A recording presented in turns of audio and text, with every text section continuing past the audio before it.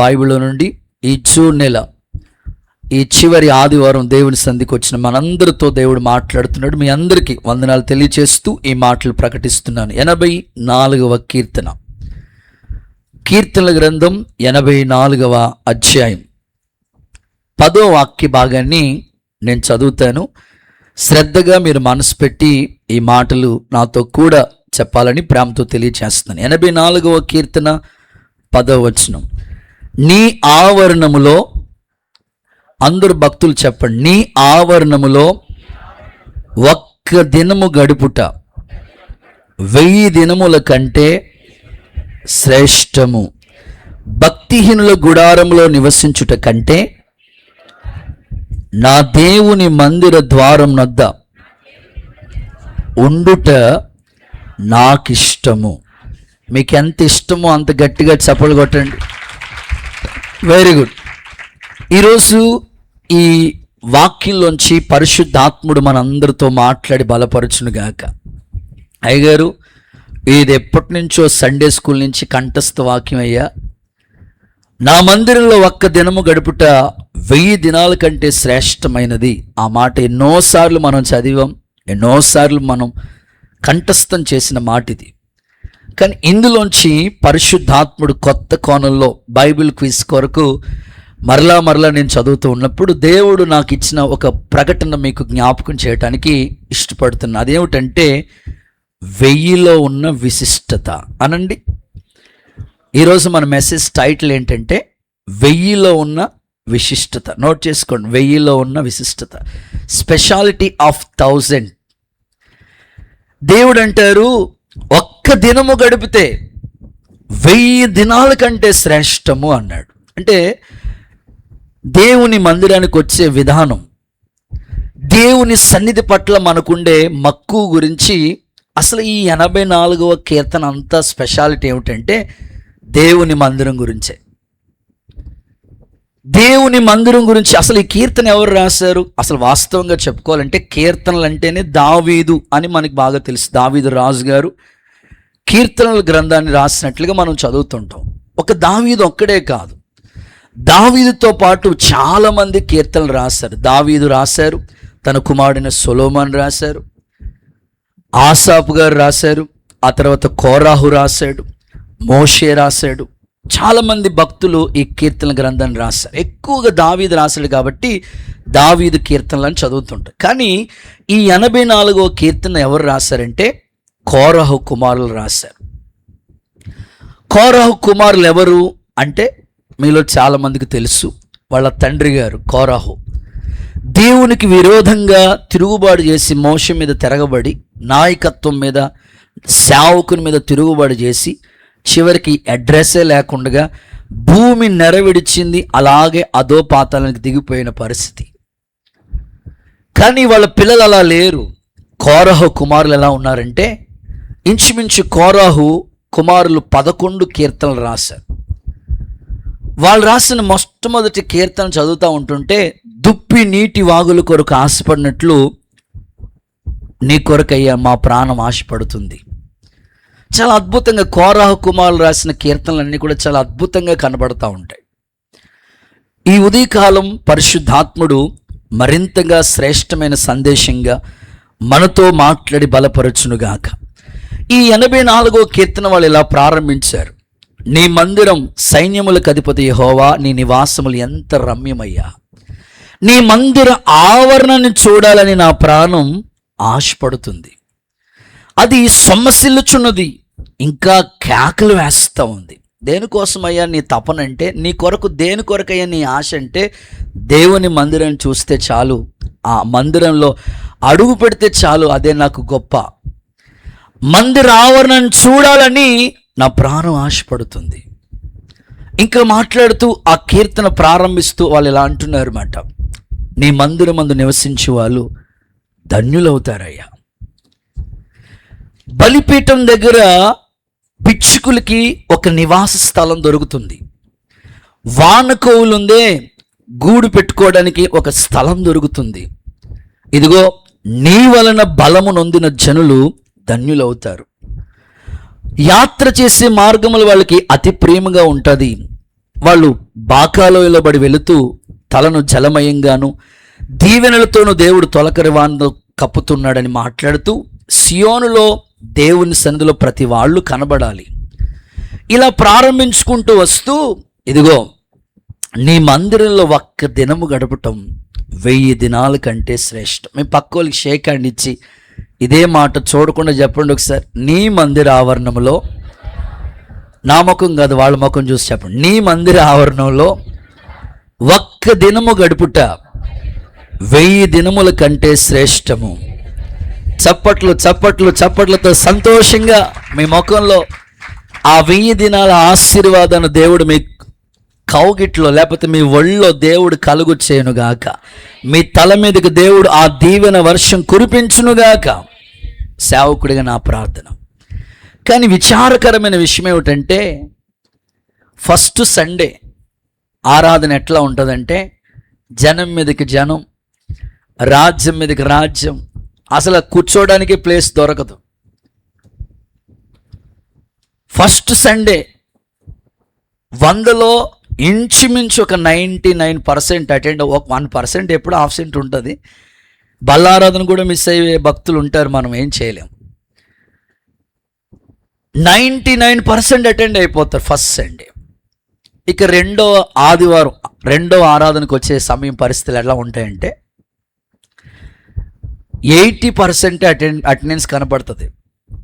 20% ఖచ్చితంగా ఏదో ఒక పని నిమిత్తమో, ఆటంకమో, లేకపోతే హెల్త్ పాడైపోయో ఏదో ఇబ్బంది అయ్యి సెకండ్ వీక్ 80% మాత్రమే రిజల్ట్ అటెండెన్స్ కనపడుతుంది.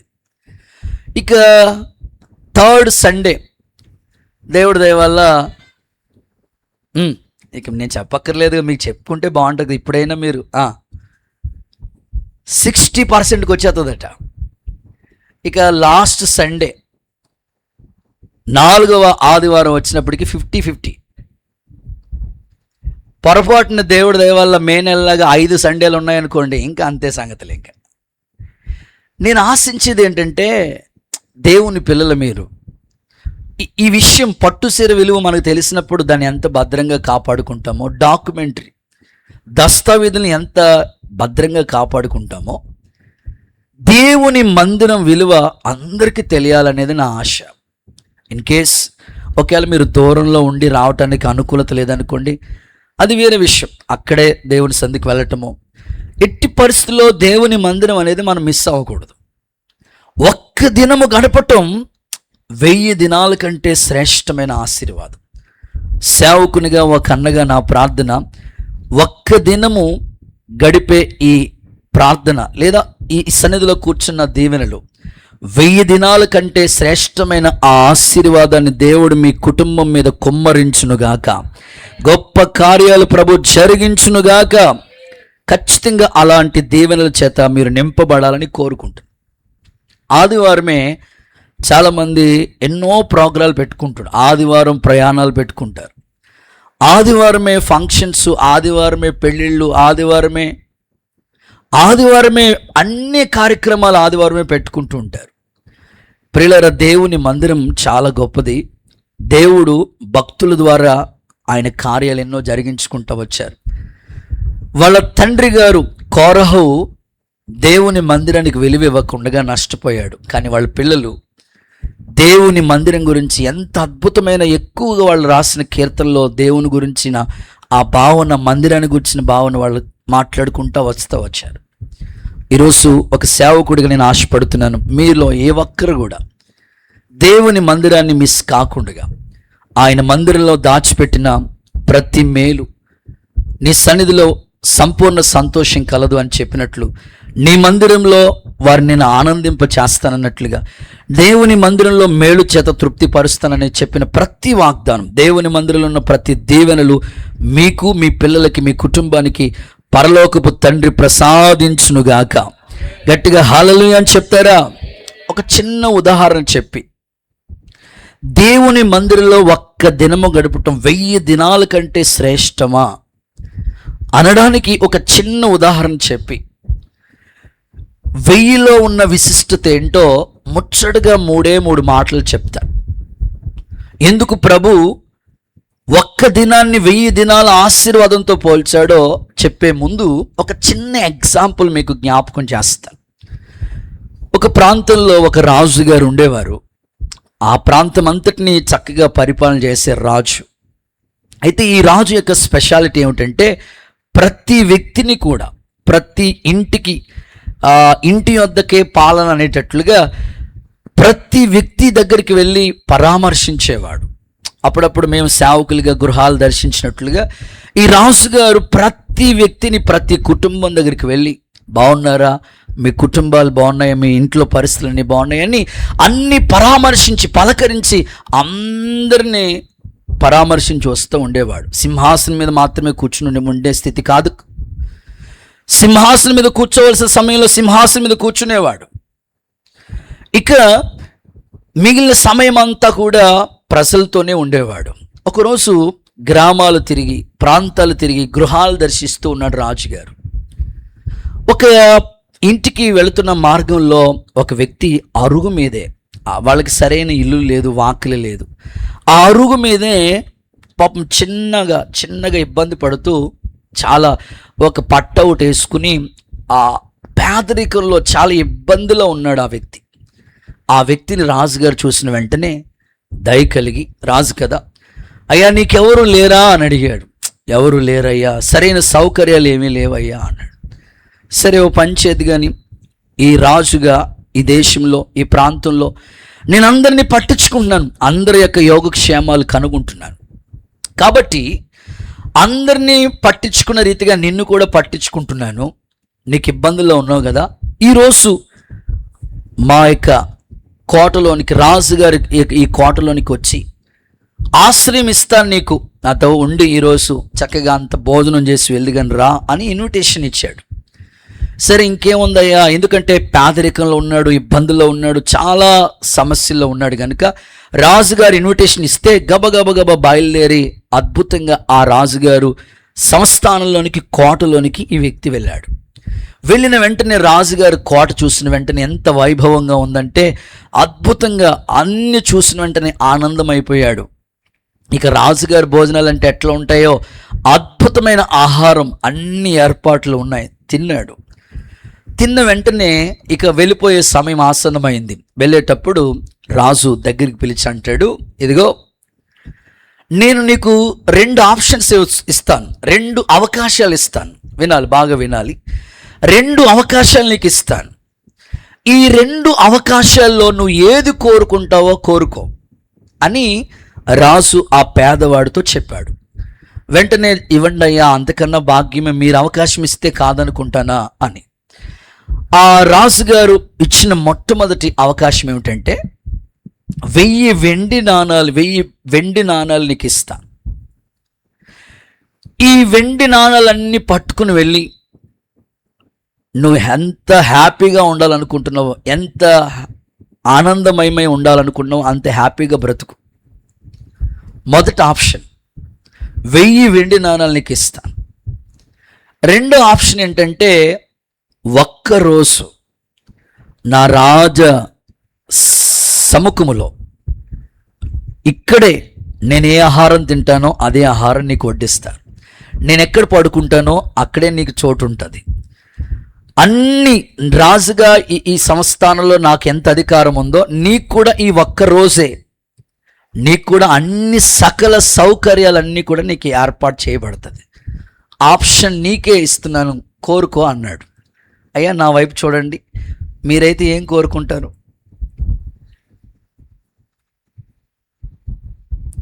1000 వెండి నాణాలు నీకు ఇస్తాను. ఇది పట్టుకుని వెళ్ళి నువ్వు అవన్నీ అమ్మేసుకుంటే అద్భుతమైన హ్యాపీ లైఫ్, ఇక ఈ పేదరికం నీకు ఉండదు. అది కోరుకుంటావా? కోరుకో. లేదంటే ఒక్కరోజు నా రాజు కోటలో ఉండి నేనేం తింటానో అన్ని సదుపాయాలు నీకు ఉంటాయి, ఇది కావాలో కోరుకో. జనాలు అంటున్నారు, ఒక్క రోజుతో పోతుంది ఇక్కడ ఉంటే. అదే 1000 వెండి నాణాలు తీసుకున్నాం అనుకోండి కదా, ఎవరైనా ఆప్షన్ ఎలా కోరుకుంటారు? మీలో చాలామంది కూడా ఏది కోరుకుంటారు? ఈ రోజుకి, ఈ ఆదివారం కానీ మీరు కానీ డాక్టర్ మీటింగ్ పెట్టారనుకోండి, డాక్టర్ మీటింగ్ వెళ్తారా, ఇక్కడికి వస్తారా? ఆల్రెడీ ఈరోజు పల్స్ పోలియో ఉంది, పల్స్ పోలియోకి వెళ్తామా, ఏసు రక్తం ఏజేయం అంటే. ఈరోజు అర్జెంట్గా ఎమర్జెన్సీ ఒక పెళ్ళి ఒకటి వచ్చింది నీకు, ఆదివారమే పెళ్ళి. పాస్టర్లు కూడా ఆదివారం మ్యారేజ్ రిజిస్టర్ అని ఉంటుంది అక్కడ చూస్తే, ఎప్పుడు పెళ్ళి అంటే ఆదివారం. మీరు దేనికి ఆప్షన్ ఇస్తానంటే ఖచ్చితంగా పెళ్ళే ప్రాముఖ్యం కాబట్టి అట్లా, లేదా ఇంపార్టెంటే కాబట్టి ఇది ఆదివారం అంటే ఎప్పుడు వస్తుంది, ఎప్పుడైనా వెళ్ళొచ్చులే, పర్లేదు, మన బేదరే ఇట్లా భావన కలుగుతుంది. అక్కడున్న జనాలు కూడా ఎలాంటి వాళ్ళు అంటే, అరే బాబు మంచి అవకాశం నీకు వచ్చిందిరా బాబా, జీవితంలో ఇంకా ఆహారం లేదనే పేదరికం నీ జీవితంలో ఉండదు, సకల సదుపాయాలన్నీ నీకు ఉంటాయి, ఏది కావాలో కోరుకో అన్నాడు.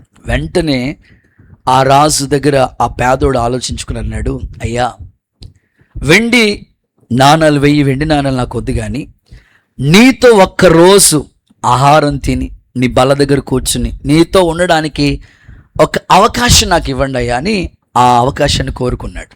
గమ్మత్తు, ఆశ్చర్యాన్ని కలిగించే విషయం ఏమిటంటే, ఎప్పుడైతే అలా కోరుకున్నాడో కిందున్న ఆడియన్స్ అందరూ కూడా, ఆ చుట్టూ రాజుగారి దగ్గర ఉన్న వాళ్ళు అందరూ కూడా, వీడు వెర్రోడు, పిచ్చోడు ఏంటి, ఎవరైనా పేదరికంలో ఉండి ఇలా ఇప్పుడు కూడా దేవుడు మీకు వరం ఇస్తే, నా భక్తుడు ఏం కావాలో కోరుకుంటే లోన్ కొట్టేసేటట్లు సహాయం చేయ ప్రభువా, ఆ పెళ్ళి అయిపోయేట్లు సహాయం చేయ ప్రభువా, పిల్లలు పుట్టేటట్లు, ఇట్లాగే చిన్న చిన్న వాటినే కోరుకుంటూ ఉంటాం మనం. ఆ హెల్త్ సమస్య తొలగించు ప్రభువా అంటారు. కానీ ఈ వ్యక్తి కోరుకుంది ఏంటంటే, రాజా నీతో ఉండాలి, నీతో నా జీవితం గొప్పది, అట్లా కోరుకున్నాడు. వెంటనే అక్కడ ఉన్న ఆడియన్స్ అందరూ కూడా అనుకున్నారు, వీడు పిచ్చోడు, నిజంగా మెంటలోడు, రాజుగారు ఇచ్చిన అవకాశాన్ని పోగొట్టుకున్నాడని. కానీ ఆ రాజు అడిగాడు, ఒరే బాబు, నీకు వెండి నాణాల కన్నా నేనే ఎందుకు ఎక్కువరా, నీకు నాతో ఉండాలని ఎందుకు కోరుకున్నావు అన్నాడు.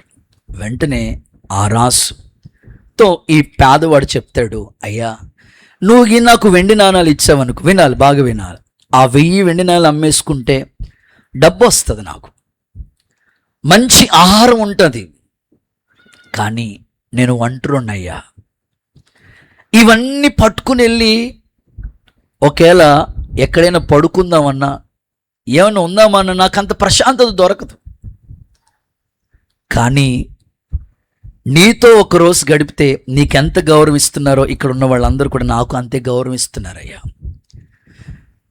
రాజుగారి దగ్గర ఉండటమే గొప్ప ధన్యతగా భావిస్తున్నానయ్యా అని కోరుకుంటే, వెంటనే ఆ రాజు దయ కలిగి, ఒక్కరోజు కదరా, నువ్వు కోరుకున్న బట్టి జీవితాంతం ఈ కోటలో నేను ఉంటావు, నా కుమారుడిగా నేను స్వీకరిస్తున్నానని అంగీకరించు అన్నాడంట. నేనంటాను, ఒక రాజుగారే ఒక పేదోడి మీద ఇంత దయ చూపిస్తే, నువ్వు ఈ 6 నెలలుగా ఒక్క ఆదివారం కూడా మందిరాన్ని మానకుండగా దేవుని సందులో అడుగుపెట్టిన ఈ అనుభవాన్ని ప్రభు చూసి నీకు రావలసిన దీవెనలన్నీ అనుగ్రహించునుగాక. ఆ ప్రార్థన, ఒక్క దినము గడిపితే 1000 దినాల కంటే శ్రేష్టం. అలాంటి ఆశీర్వాదం మనలో ఒక్కొక్కరికి నా ప్రభు దయచేయునుగాక. ఇప్పుడు నా ప్రశ్న, దేవుడు ఒక్క దినము గడిపితే అది 1000 దినాల కంటే ఆశీర్వాదం అని ఎందుకు 1000తో పోల్చి చెప్పాడు? 1000లో ఉన్న విశిష్టత ఏంటి? చాలా విషయాలు ఉన్నాయి, కానీ ఎక్కువ కాదు, ముచ్చటగా 3 చెప్తాను. గతంలో మీకు 40 days ఫాస్టింగ్ ప్రేయర్ చేసేటప్పుడు 40 యొక్క ప్రాముఖ్యత గురించి మాట్లాడాను. బైబిల్లో సంఖ్యలు కూడా మనకి పాఠం నేర్పిస్తాయి. దేవుడు ఎంత గొప్పోడంటే, చెట్ల ద్వారా అప్పుడప్పుడు మీకు ప్రసంగం చెప్తాడు, చెట్ల ద్వారా పాఠం చెప్తాడు, పక్షుల ద్వారా, ఆకాశ పక్షులను చూడండి, పక్షుల ద్వారా పాఠాలు నేర్పిస్తాడు. బైబిల్లో వ్యక్తుల ద్వారా, బైబిల్లో ఎంతోమంది వ్యక్తులు ఉన్నారు, వాళ్ళ ద్వారా కొన్ని పాఠాలు నేర్పిస్తాడు. బైబిల్లో స్త్రీల గురించి, వాళ్ళ ద్వారా కొన్ని పాఠాలు నేర్పిస్తాడు. బైబిల్లో ఉపమానాలు ఉన్నాయి, ప్రభు చెప్పిన ఉపమానాలు, బుద్ధి కలిగిన కన్యకలు, బుద్ధి లేని కన్యకలు, ఇట్లా ఉపమానాల ద్వారా మనకి పాఠం నేర్పిస్తాడు. అది మాత్రమే కాదు, బైబిల్ ఎంత గొప్పదంటే సంఖ్యల ద్వారా, అంకెల ద్వారా కూడా దేవునికి పాఠం నేర్పిస్తాడు. ఈరోజు నా ప్రార్థన, ఈ 1000 అనే సంఖ్య ద్వారా దేవుడు మనతో మాట్లాడి బలపరచునుగాక. నమ్మితే అందరూ చప్పలు కొడుతూ స్తోత్రం స్తోత్రం అని చెప్పండి ఒకసారి. సంఖ్యల ద్వారా కూడా పాఠం నేర్పించాలని దేవుడు కోరుకుంటున్నాడు. ఈ 1000 అనే సంఖ్య గురించి చెప్పే ముందు జస్ట్ అంకెల గురించి మనం ఒకసారి నేర్చుకుందాము. 1 అనే సంఖ్య దేనికి గుర్తు చెప్పండి? దేవుడు ఒక్కడే. 1 అనే సంఖ్య దేవునికి గుర్తు. 2 అంటే జతలు జతలుగా మనకు కనబడుతూ ఉంటుంది, ఐక్యతకి గుర్తు. 3 దేవుడే, తండ్రి కుమార. 4 దిక్కులు, సువార్తలు 4. 5 అపోస్తుల క్రమం. 6 ఇంకెవరు, నువ్వే. మానవుని ఎప్పుడు చేశాడు? 6వ రోజు. 7 సంపూర్ణ సంఖ్య. 8 నోవాహు వాడలో ఎనమండుగురు బాప్తిస్మాలు, యేసు రక్తమే జయం. 9 ఆత్మఫలాలు. 10 ధర్మశాస్త్రం. దేవుడికి స్తోత్రం చెప్పండి ఒకసారి. సరే, ఈ సంఖ్యల గురించి మనం నేర్చుకుంటాం కదా. అలాగే ఒక్క దినము గడపటం 1000 దినాల కంటే శ్రేష్టమని ఎందుకు దేవుడు 1000తో పోల్చి చెప్తున్నాడు? అసలు 1000లో ఉన్న విశిష్టత ఏంటో చక్కగా ముచ్చటగా 3 మాటలు చెప్తాను, చదవండి. మొదటి మాట, యెహోషువ పుస్తకం 23వ అధ్యాయం 10వ వాక్యాన్ని భక్తులు చదువుతారు, శ్రద్ధగా విందాం. యెహోషువ పుస్తకం 23వ అధ్యాయం 10వ వాక్యం. యెహోవా మీకు ఇచ్చిన మాట చొప్పున, మీ దేవుడైన యెహోవా మీకు ఇచ్చిన మాట చొప్పున తానే మీ కొరకు యుద్ధం చేయవాడు, తానే మీకోసం యుద్ధం చేసేవాడు గనుక మీలో ఆ మాట, మీలో ఒక్కడు 1000 మందిని తరుమును. 1000 మందిని తరుముతాడు. కొట్టండి చప్పట్లు నమ్మితే ఒకసారి. మీలో ఒక్కడు 1000 మందిని తరుముతాడు. మీ దేవుడైన యెహోవా మీకు ఇచ్చిన మాట చొప్పున తానే మీకోసం యుద్ధం చేస్తాడు కనుక మీలో ఒక్కడు 1000 మందిని తరుముతాడు. సో దీన్ని ఆత్మీయంగా చెప్పడానికి ఇష్టపడుతున్నాను. ఫస్ట్ థింగ్, 1000లో ఉన్న విశిష్టత ఏంటి అనంటే గొప్ప విజయం. అనండి నాతో కలిసి. మీ పక్కలు షేక్ అండి, చెప్పండి ఒకసారి, గొప్ప విజయం అని చెప్పండి. ఆమేన్. దేవుడే మీ పక్షమందు ఉండి ఆయన యుద్ధం చేస్తాడు. ఎందుకంటే తానిచ్చిన మాట చెప్పున. దేవుడు నీకు ఒక మాట ఇచ్చాడు, దేవుడు నీకు ఒక వాగ్దానం ఇచ్చాడు. ఏమంటారు తెలుసా? ఆయన ఇచ్చిన మాటను గురించి మనం చదివితే, వారిలో ఒంటరైన వాడు 1000 మంది అవుతాడు. ఆయన ఇచ్చిన మాట గొప్పది. ఆ వాగ్దానాన్ని మనం నమ్మి తీరాలి.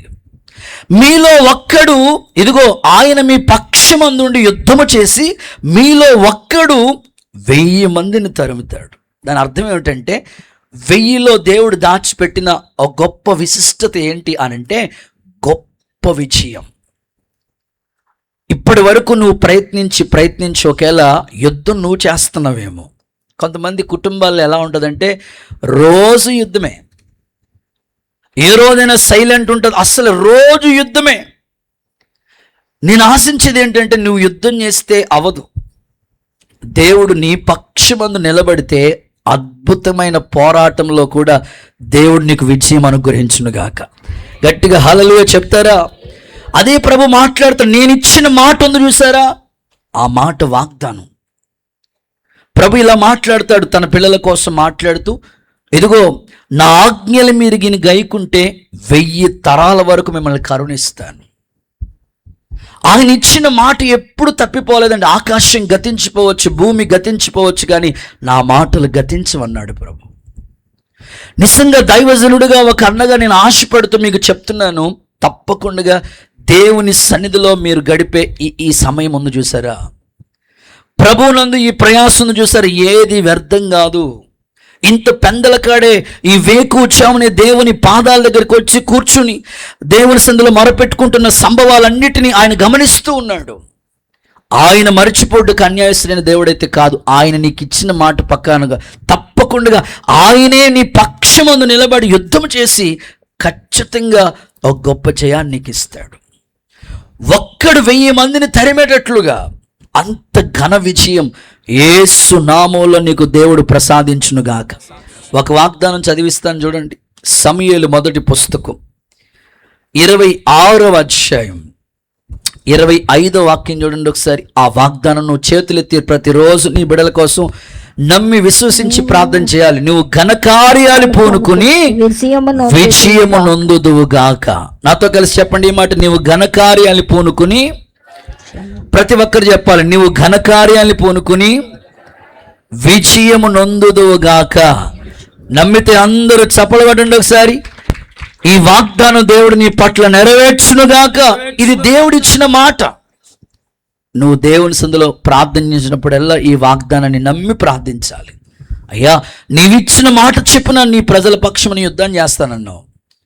ఇది నా వల్ల కాదు, కనుక ఈ విజయం నువ్వే ఇవ్వాలి నాకు.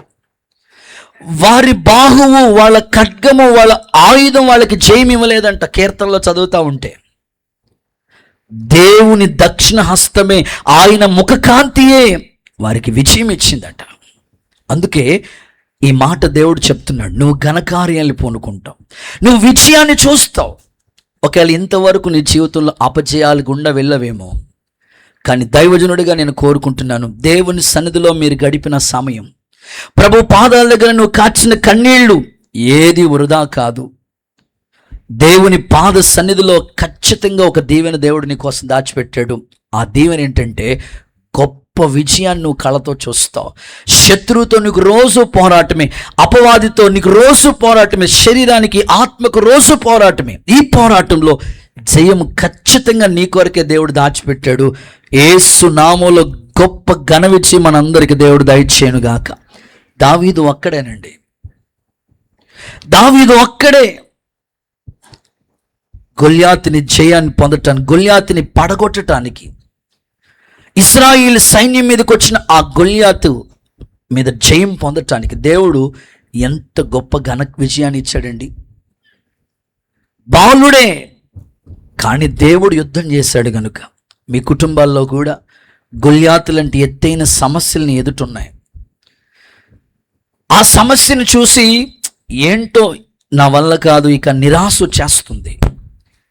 ఈ ప్రమోషన్ నాకు రాదు, ఈ ట్రాన్స్ఫర్ నాకు అవ్వదు, నా కుటుంబంలో ఈ వివాహం ఇంకా జరగలేదు, ఇంకా ఈ ఇల్లు కట్టలేదు, ఇంకా ఈ ఆర్థిక పరమైన పరిస్థితుల నుంచి దేవుడు ఇంకా నాకు విడుదల కలుగు చేయలేదని ఒకవేళ నువ్వు అలిసిపోయి విసుగుపోయి ఉంటే, ఒక దైవజనుడిగా, ఒక అన్నగా మీ గురించి కోరుకుంటూ చెప్పగలిగిన మాట ఏమిటంటే, దేవుడు మీ పక్షమై ఉండి ఘన విజయాన్ని ఆయన ఇస్తాడు. నమ్మితే ఆమేనని చెప్పండి. ఖచ్చితంగా ఈ ఘనమైన కార్యాలు నువ్వు కూడా పూనుకుంటావు. నీకు కూడా దేవుడు ఘన విజయాన్ని ప్రసాదించునుగాక. దావీదు వలె నీకు దేవుడు జయమిచ్చునుగాక. గొల్యాతు అనే ఆ యొక్క ఎత్తైన సమస్యలన్నీ దేవుడు పడగొట్టి ఘనమైన విజయాన్ని ప్రభు నీలో ఒక్కొక్కరికి ప్రసాదించునుగాక. ఏలియా కూడా ఒక్కడేనండి.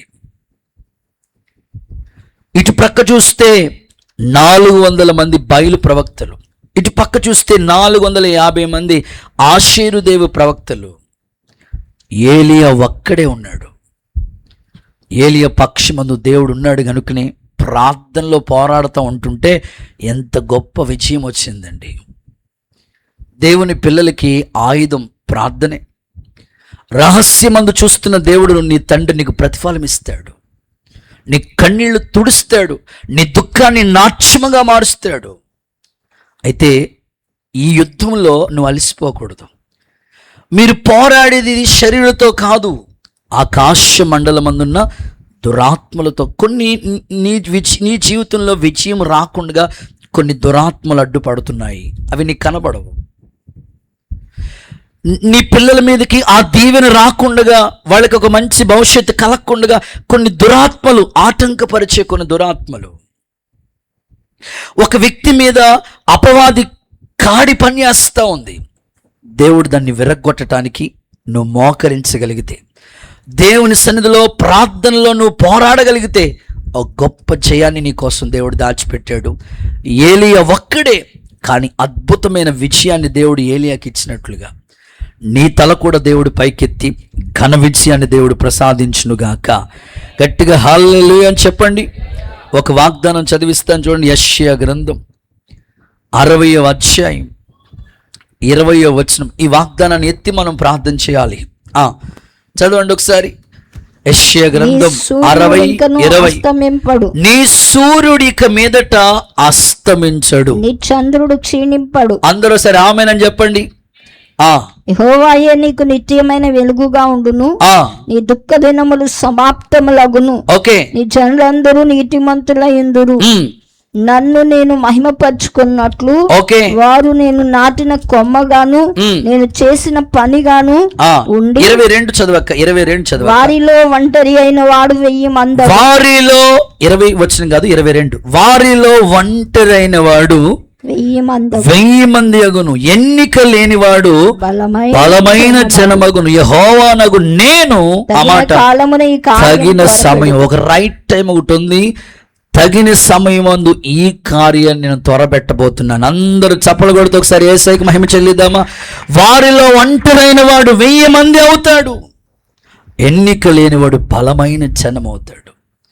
ఈ వాగ్దానం ఎప్పుడు నీకు గుర్తుండాలి. ప్రభా, ఈ మాట నాకు ఇచ్చావయ్యా, నేను కూడా ఈ వాగ్దానం కోసం అడుగుతున్నాను. ప్రభా, వారిలో ఒంటరైన వాడు ఎంతమంది?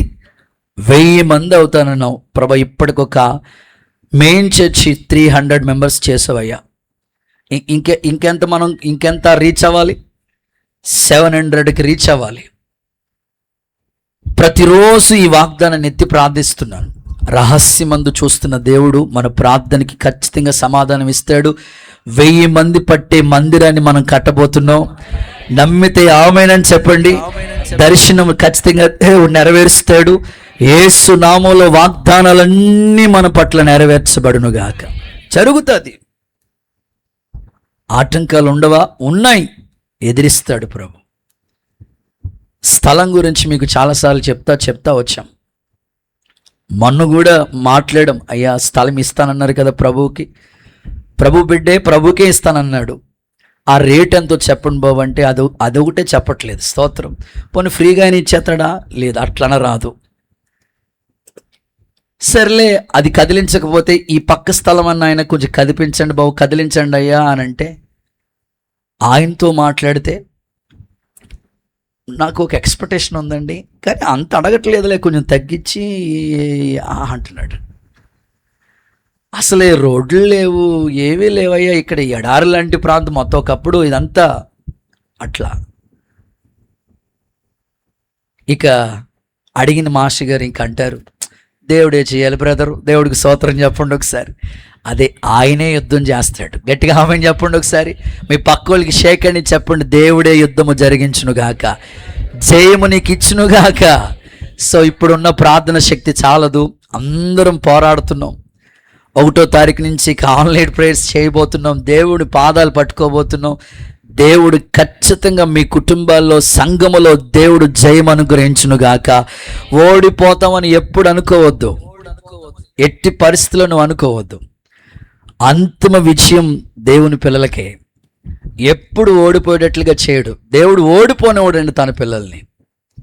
అవసరమైతే ఆయనే అడ్డుపడి ఆయనే జయమిస్తాడు. నీ జీవితంలో కూడా ఓడిపోతానేమోనండి, అనుకున్నట్లుగా జరగట్లేదు అయ్యగారు, అందుకే నేను దేవుడికి దూరం అయిపోతున్నానండి, ఇంట్లో పరిస్థితులు ఏమీ బాగాలేదండి, కలవరపడొద్దు. తప్పకుండా దేవుడు అడిగిన దానికంటే అత్యధికంగా తన పిల్లలకి అత్యధికమైన జయం ఇచ్చేవాడు. క్రీస్తు యేసునందు పడిన ప్రయాస ఏది వృధా కాదు. సేవకుడిగా నేను ఆశపడుతున్నాను, లోకమును జయించిన విజయం మన విశ్వాసమే. ఖచ్చితంగా జయాన్ని చూద్దాం. ప్రభు సహాయం చేయనుగాక. ఇంకా మీకు ఇలా చెప్తే బాగుంటుంది, బాగా ఈజీగా అర్థం అవటం కోసం ఒక చిన్న ఉదాహరణ చెప్తా. ఇంట్లో కొంతమంది కుటుంబాల్లో యుద్ధాలు జరుగుతూ ఉంటాయి. ఆ యుద్ధంలో జయం కొరకు నీకు దేవుడిచ్చే ఒక ఆలోచన చెప్తున్నాను. ఆ మధ్యకాలంలో ఒక పెద్ద ఆయన చెప్తూ ఉంటుంటే విన్నా. ఎట్లా అంటే, వాళ్ళ ఇంట్లో ఆ కోడలు, కొత్తగా వచ్చిన కోడలు, కొద్ది రోజులు అవుతుంది ఆ ఇంట్లో అడుగుపెట్టి, రోజులు గడుస్తూ ఉన్నాయి. అయితే విచిత్రమైన సంగతి ఏంటంటే, ఆ ఇంట్లో అత్తకి కోడలికి అస్సలు పడట్లేదు, ఏదో పోరాటం. ఎన్నోసార్లు ప్రయత్నించిన ఆ పోరాటంలో జయం కలగట్లేదు. ఇక చివరికి ఆమె సేవకుల దగ్గరికి వచ్చి ఇలా ప్రార్థన సహాయం కోరిందట. అయ్యగారు, ప్రపంచంలో ఎవరైనా మారొచ్చేమో కానీ మీరేం మాట్లాడట్లేదు, మా అత్తగారు మాత్రం మారయ్యా. అట్లా అనకూడదమ్మా, దేవుడు ఎంతోమందిని మార్చుకున్నాడు. కథ మొత్తం ఏమైనా మరి ఎందుకు నువ్వు అలా పాడతావు కదా తల్లి, విశ్వసించు, ఖచ్చితంగా మార్చే రోజులు వస్తే ఖచ్చితంగా దేవుడు నీ ప్రార్థనకి సమాధానం ఇస్తాడు. లేదయ్య గారు, ఇక మారే అవకాశం లేదయ్య గారు, ఇక ఇక మారే అవకాశం లేదు అయ్య గారు, మీరు ప్రార్థన చేయండి అయ్య గారు, మేమే వేరే కాపురం పెట్టుకునేట్లుగా ప్రార్థన చేయండి అయ్య గారు అన్నదట. ఏ కాపురం చెప్పండి చెప్పండి. ఇక మా అత్తగారితో పడలేకపోతున్నాం, గిన్నెలు కడిగినా బాధే, కడగకపోయినా బాధే. కడుగుతుందా గిన్నెలు, నేను కడుగుతానా, మరలా డౌట్, మరలా వచ్చి అన్ని కడిగిన గిన్నెలన్నీ మళ్ళా కడుక్కుంటుంది. ఇలాంటి మెంటల్ అత్తలు ఉంటారు. దేవుడికి స్తోత్రం. మనం ఏం చేయలేవు. ఏంటి ఆల్రెడీ గిన్నెలు కడిగిన తర్వాత మళ్ళా కడుక్కోవడం ఏంటి? పోన్లే ఇలాగ అనుకుని నేను ఇంకా కడగను అనుకుని అన్ని గిన్నెలు అక్కడ ఉంచేసినా అనుకోండి, కడగలేదే, రోజుకి బద్ధకం ఎక్కువైపోతుంది, మళ్ళీ తిడుతుందట. ఇక ఎట్లా ఉండాలి ఇంట్లోని? ఇక వేరే కాపురం మేము పెట్టుకోవాలి, మీరు ప్రార్థన చేయండి అయ్య గారు అన్నదట. అట్లాగని వెంటనే పాస్టర్ గారు ప్రార్థన చేసేస్తారా? లేదు, అలా నువ్వు ఆ ప్రార్థన రిక్వెస్ట్ నన్ను అడగకూడదమ్మా. నేను కాపురాలను విడగొట్టేవాడిగా ఉండకూడదు, మీరందరూ కలిసి ఉండాలనే మా ఆశ, అంతే. అలా ప్రార్థన చేయమని మీరు అడగకూడదు, నేను చేయకూడదమ్మా అన్నారట. సర్లే గారు నేనే ప్రార్థన చేసుకుంటానని అన్నదంట. స్తోత్రం చెప్పండి ఒకసారి. సరే అనుకుని ఆవిడ వెళ్ళిపోయి ఉపవాసాలు ఉన్నట్టుంది, బలంగా ప్రార్థన చేసుకున్నట్టుంది. 3 నెలల తర్వాత మందిరానికి వచ్చిందట. అయ్యగారు, దేవుడు మీ ప్రార్థన కాదు నా ప్రార్థన ఆలకించి మా అత్తమ్మ గారికి పక్షవాతం వచ్చినట్లుగా చేశాడు. చూడండి ఎంత గొప్పలో, పక్షవాతం వచ్చినట్లుగా చేశాడు. దేవుడు నిజంగా ప్రార్థన ఆలకిస్తున్నాడు అయ్యగారు అన్నదట. అమ్మా, అసలు అలా ప్రార్థన చేయకూడదు. ఎవరి బాధ అయినా ఆ బాధ మన బాధలాగే ఫీల్ అవ్వాలి, అంతేగాని అత్తను నువ్వు తల్లిలా చూస్తే ఎందుకు అర్థం చేసుకోదు? ఓ పంచే, ఒకవేళ తెలిసి చేసావో తెలియక చేసావో ఈ ప్రార్థన చేసావు, కానీ ఇప్పుడు నువ్వు పాదాలు పట్టుకుని ప్రభు క్షమించయ్యా అని అడిగి నువ్వు చేయవలసిన ప్రార్థన, మా అత్తగారిని బాగు చేయని ప్రార్థన చేసి, ఆమెకి ఒక కూతురు తల్లి కష్టాల్లో ఉన్నప్పుడు ఒక కూతురు తల్లి మీద ఎంత ప్రేమ ఉంటుందో, తల్లికి ఏ ఆపద వచ్చిన వెంటనే ఎంత పరిగెత్తుకుని వెళ్ళిపోయి తన బాధగా భావించి చక్కబెడతాదో, నువ్వు కూడా మీ అత్తగారిని ఈ కష్ట సమయంలో ఆమె లేవలేరు, నిలబడలేరు, ఏమీ చేయలేరు, ఆహారం తినలేదు, కాబట్టి నువ్వే ఒక కూతురులాగా కష్టపడి పరిచయం చేయమ్మా, దేవుని ప్రేమను పంచమ్మా, మీ అత్తగారిలో మార్పును నువ్వు చూస్తావని అయ్యగారు చెప్పారట. వెంటనే అద్భుతంగా ఆమె మనస్సు మార్చుకుని మొర్కత్తను విడిచిపెట్టి, సర్లే ఈమె నా తల్లిలాగే భావిద్దాం అనుకుని ఆ కష్ట సమయంలో తల్లిలా భావించి అన్ని సౌకర్యాలు అన్నం పెట్టి అన్ని దగ్గరికి తీసుకొచ్చి అన్ని చేసి చాలా పరిచర్య చేసిందట. సేవకులు ఆ ఇంటిని పరామర్శిద్దాం, పలకరిద్దామని వెళ్ళారంట, విజిటింగ్కి వెళ్ళారట. వెళితే ఆ తల్లి ఆ ఇంట్లో అత్తమ్మగారు 2 చేతుల దండం పెట్టి అయ్యగారితో చెప్పిందట, అయ్యగారు నేను కూడా మీ ప్రభువులోకి వచ్చేస్తాను అయ్యగారు అన్నదంట. స్తోత్రం చెప్పండి. ఏంటమ్మా, ప్రభులో వస్తాను అయ్యగారు, నాకు అర్జెంటుగా బాప్తిస్మ ఇచ్చేయండి అయ్యగారు అన్నదట. అమ్మా, ప్రభు గురించి ఏం తెలుసని నువ్వు బాప్తిస్మ తీసుకుంటావు? ఎప్పుడైనా గుళ్ళోకి వచ్చావా? ఎప్పుడైనా ప్రభు గురించి విన్నావా? ప్రభు గురించి నీకు ఏం తెలుసని నువ్వు బాప్తిస్మ తీసుకుంటావా అమ్మా అని అయ్యగారు అడిగితే ఆ అత్తమ్మగారు చెప్పారంట, అయ్యా నా కోడలు మంచితనం, నా కోడలే ఇంత మంచిదైతే నా కోడలు నమ్ముకున్న దేవుడు ఇంకెంత మంచోడయ్యా, ఇంకెంత మంచోడయ్యా. నిజంగా ఆ కోడల ద్వారా ఆ ఇంట్లో అత్తమ్మగారు రక్షింపబడ్డారు. ఈరోజు నా ప్రార్థన ఏమిటంటే, ఇంట్లో యుద్ధాలు పోరాటాలు ఉండవని చెప్పను, సమస్యలు ఉండవని చెప్పను, దాన్ని నువ్వే మంచిగా చేసుకుని మంచితనంతో. పగ ద్వారా మనం ఏది సాధించలేమండి. ఇంకో మాటలో చెప్పాలంటే పగ ద్వారా మనం ఏది సాధించలేం, కానీ ప్రేమ ద్వారా అద్భుతంగా మన ప్రభు ఈ లోకాన్ని, ప్రేమ సామ్రాజ్యాన్ని ఆయన స్థాపించాడు. దేవుని పిల్లలంటే ఇలా ఉంటారు అనడానికి ప్రభువే ఒక చక్కని మార్గదర్శిగా మన ముందు ఆయన ప్రేమను చూపాడు. మీ ఇంట్లో పగతో ఏది సాధించలేరు, ప్రేమగా వాళ్ళని కలుపుకోండి, ప్రేమతో చేర్చుకోండి, వాళ్ళ గురించి ప్రార్థించండి. ఈ పోరాటంలో దేవుడు జయమిచ్చునుగాక. నమ్మితే అందరూ చప్పలు కొడుతూ ఒకసారి యేసయ్యకి మహిమ చెల్లిస్తారా? గుడ్. ఇక 2వ మాటలోకి వస్తుంది. రెండవది, ఒక్క దినము గడుపుట 1000 దినాల కంటే శ్రేష్టము అన్నాడు కదా.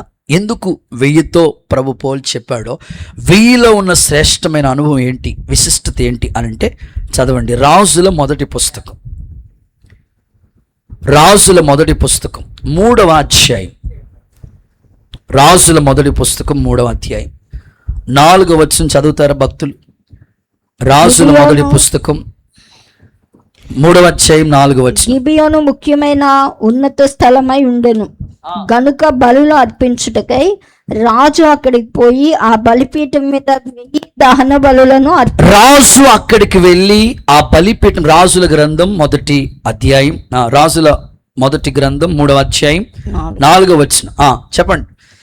గిబియోను ఎత్తైన చోటుగా ఉండెను గనుక అక్కడ బలు అర్పించడానికి రాజు అక్కడికి వెళ్ళి బలిపీఠం మీద చెప్పండి నాతో కలిసి చెప్పండి.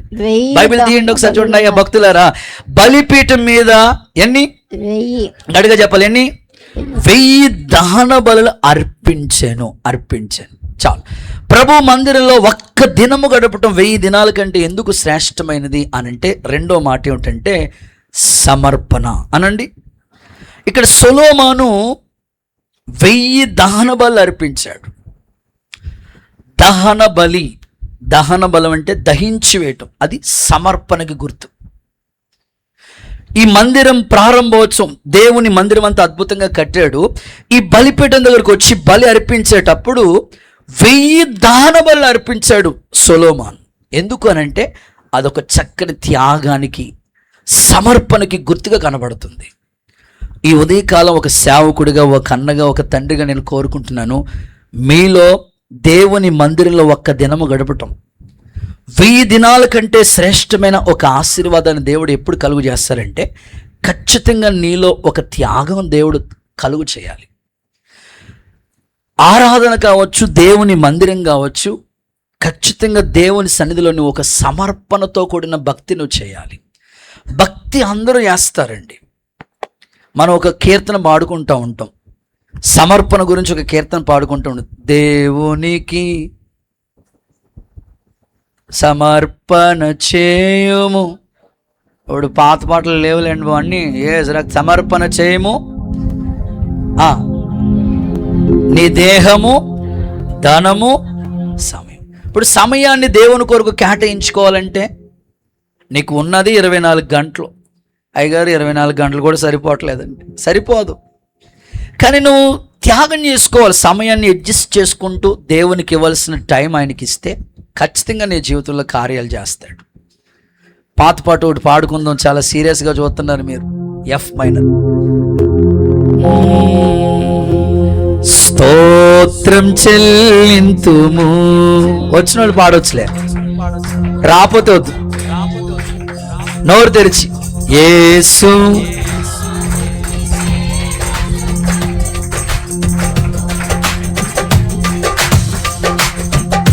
స్తుతి, చప్పట్లు. యేసు మేలులు, స్తోత్రం. సమర్పణ కోసం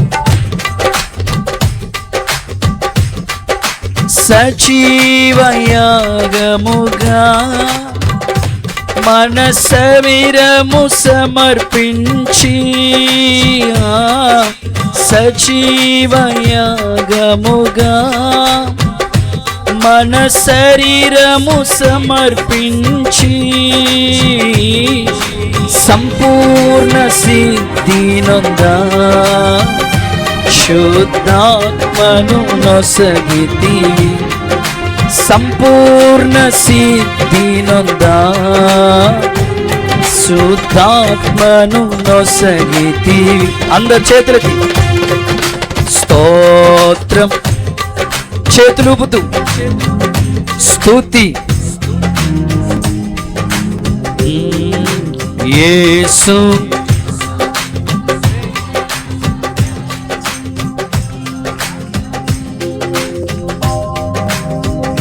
స్తుతి, స్తోత్రం. చప్పలు కొడదామా ఒకసారి. సిలువను మోసుకొని సువార్తను చాబట్టి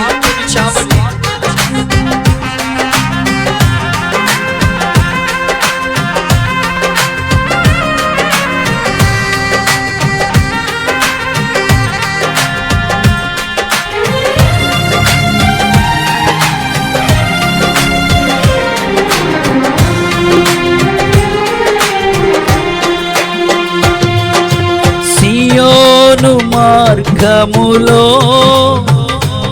పలు శోధనలే రాగా, సియోను మార్గములో పలు శోధనలే రాగా, సాతాన్ని జయించుటకు విశ్వాసముని, విశ్వాసంతో చెప్పండి, విశ్వాసంతో చెప్పండి, సాతాన్ని జయించుటకు విశ్వాసము. చేతులు ఊపుతూ స్తోత్రం యేసయ్యా, స్తోత్రం యేసు, మేలులు స్తోత్రం, స్తుతి స్తోత్రం, హల్లెలూయా, బిగ్గరగా హల్లెలూయా, హల్లెలూయా. పాత పాటలు ఎంత మంచిగా పాడుతున్నారు మీరు. ఒకసారి మీకు మీరే చప్పట్లు కొట్టుకోండి అయ్యా. దేవుడికి స్తోత్రం. సజీవ యాగంగా మన శరీరాలు సమర్పించడం. సమర్పణలో 3 అనుభవాలు కనపడదు. ఈ పాటలోనే సమర్పణలో 3 అనుభవాలు. ఒకసారి చూడండి, ఒకసారి చూడండి. ఏమి సమర్పణ చేసుకోవాలి అనడానికి ఏబిసి అని 3 మాటలు చెప్తా. ఏ, శరీరము. రోమపత్రిక 12వ అధ్యాయం 1వ వచనం చూడండి. రోమపత్రిక 12వ అధ్యాయం 1వ వచనం. సహోదరులారా, సజీవ యాగంగా మీ శరీరాల్ని సమర్పించండి. సజీవ యాగంగా శరీరం ఒకటి. శరీరం, ఇది మాట వినడు. శరీరాన్ని దేవుడు నీలో చూస్తున్నది అంటే, దేవుని మందిరానికి వస్తున్నావు, దేవుని సన్నిధిలో అడుగు పెట్టావు, ఒక్క దినము గడపటం 1000 దినాల కంటే శ్రేష్టం. ఎప్పుడు ఆ శ్రేష్టమైన దీవెనను నువ్వు చూడగలుగుతావంటే ఈ సమర్పణ నీలోకి రావాలి. మందిరాన్ని కట్టాడు సొలొమోను, బలిపీఠం దగ్గర బలి అర్పించేటప్పుడు 1000 దహన బలి అర్పించి అప్పుడు దేవుని కార్యాలయం ముందుకెళ్ళాడు. సో నీ జీవితంలో కూడా మందిరానికి వచ్చి దీవెనలు చూడాలంటే ఖచ్చితంగా ఈ సమర్పణ అనుభవంలోకి రావాలి. సమర్పణలో అనేక రకాలు ఉన్నాయి. వస్త్రాలు సమర్పణ చేసుకుంటారు, అలంకరణ సమర్పణ ఉంటుంది. వీటన్నిటికన్నా ప్రత్యేకంగా శరీరం సమర్పించుకోవాలి. శరీరం సమర్పించుకోవడం అంటే దీంట్లో కొన్ని అనుభవాలు చెప్పాలి.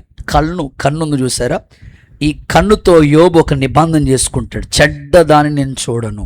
కన్నుకి ఒక సమర్పణ.